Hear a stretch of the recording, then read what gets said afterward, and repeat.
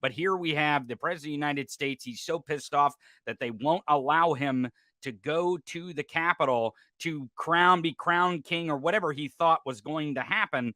So upset that he was willing to physically put his hands on the person who was going to protect him. What do you make of that image? Yeah, look, I've seen Donald Trump throw temper tantrums on a handful of occasions. In my book, Disloyal, I actually cite one incident, which was against Don Jr., when Don Jr. said the wrong thing while we were at the WWE Raw, where there was a shtick going on with him and Vince McMahon for the purchase and then the sellback of the WWE to him. Don said the wrong thing. It was a pretty innocuous statement that do you ever get nervous going out in front of big crowds like this? In essence, what Don was trying to do is to tell his dad it's a huge crowd, because even back then, size matters for Trump. And obviously not according to Stormy Daniels, but size matters, in Trump land. And that set him off to the point, that he went ballistic. Don Jr. got thrown out of the room. I ended up leaving to go talk to him, because he was obviously upset over his father's reaction. But I've seen other events where Trump starts slamming his hand, on the desk and so on. You would think, that he broke his hand. That's how hard that he hit it. But who these actions remind me a lot of is like the actions of like Kim Jong-un, when he behaves in a way which is so narcissistic and dictatorial that I'm not shocked at anything that came out of Cassidy's mouth today. I'm just disappointed that this information didn't find its way to the American people months and months and months ago, especially during the second impeachment. How dangerously close were we to Donald Trump bullying these people into doing what he wanted to do and tearing down our democracy? How Look, close you have to give them a lot of credit for standing up. It is not easy, and I've also said this ad nauseum. It is not easy standing up to Donald Trump.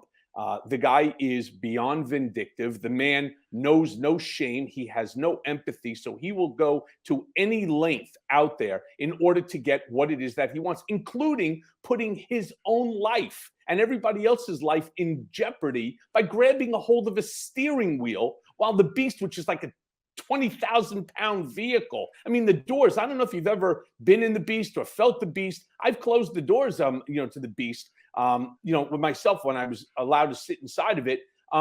Those doors weigh like 10,000 pounds. I mean, it's crazy. And he grabbed the wheel of the beast while it's in motion simply because the baby in chief wasn't getting what he wanted. He didn't get a chance to go march with people. He allowed weapons to be, brought close, to the rally that he was speaking at. He put everyone's life in jeopardy. But here's the thing that Cassidy stated, and it's true.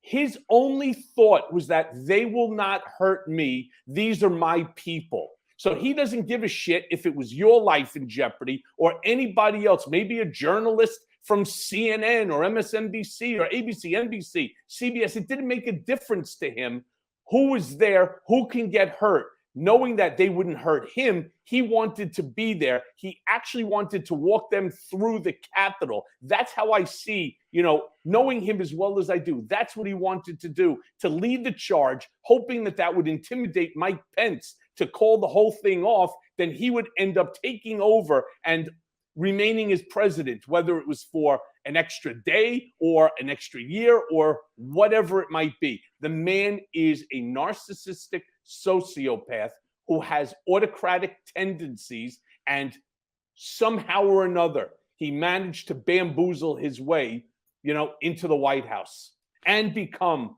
the worst version of himself ever imaginable. I never thought that this would be the way that I remember, the legacy of Donald Trump ever.